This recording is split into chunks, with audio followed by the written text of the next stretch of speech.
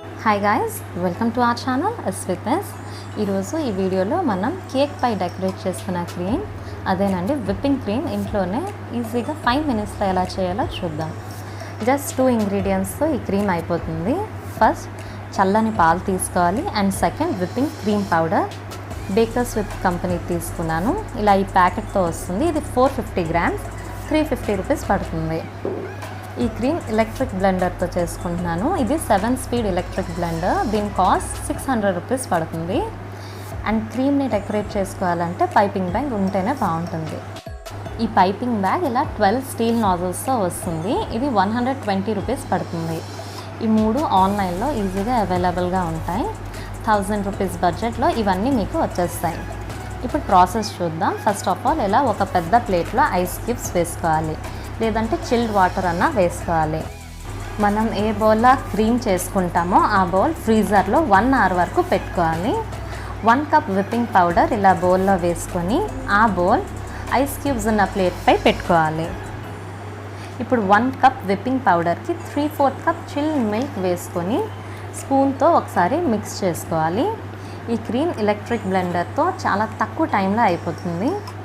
Blender బౌల్లో పెట్టాక switch on చేసుకోవాలి. హై స్పీడ్లో మనం క్రీమ్ని బ్లెండ్ చేసుకోవాలి. ఇలా చుట్టూ బ్లెండర్ అండ్ బౌల్ని మూవ్ చేస్తూ క్రీమ్ చేసుకోవాలి. ఒక 2 మినిట్స్కి క్రీమ్ ఇలా థిక్ అయిపోతుంది. ఈ పౌడర్లో ఆల్రెడీ షుగర్ యాడ్ అయి ఉంటుంది, అందుకే నేను షుగర్ వేసుకోవట్లేదు. ఇది వనీలా ఫ్లేవర్ పౌడర్ అయినా కాస్త వనీలా ఎసెన్స్ వేసుకుంటున్నా. ఎసెన్స్ వల్ల స్మెల్ ఇంకాస్త ఎక్కువగా ఎన్హాన్స్ అవుతుందండి. ఇలా థిక్ కన్సిస్టెన్సీ వచ్చాక బ్లెండర్ బౌల్లో ఉండగానే స్విచ్ ఆఫ్ చేసుకోవాలి. బ్లెండర్ పైకి పెట్టాక స్విచ్ ఆఫ్ చేసుకుంటే కనుక క్రీమ్ మొత్తం స్ప్రెడ్ అయిపోతుంది. ఇప్పుడు ఈ క్రీమ్తో కేక్ని డెకరేట్ చేసుకోవడమేనండి. చాలా ఈజీగా 2 ఇంగ్రీడియంట్స్తో క్రీమ్ మొత్తం ఇంట్లోనే చేసుకోవచ్చు మనం. ఇప్పుడు పైపింగ్ బ్యాగ్లో క్రీమ్ని ఫిల్ చేసుకొని పైపింగ్ బ్యాగ్ని పైన ఫోల్డ్ చేసుకొని డెకరేట్ చేసుకోవడమే.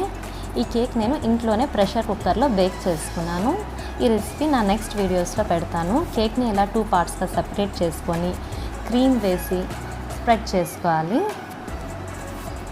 నేను ఇక్కడ నైఫ్తోనే స్ప్రెడ్ చేసుకుంటున్నాను. ఇప్పుడు సెపరేట్ చేసుకున్న కేక్ని పైన పెట్టుకొని ఈ పైన కూడా క్రీమ్ని స్ప్రెడ్ చేసుకోవాలి. ఇలా బార్డర్స్ని కూడా అప్లై చేసుకోవాలి.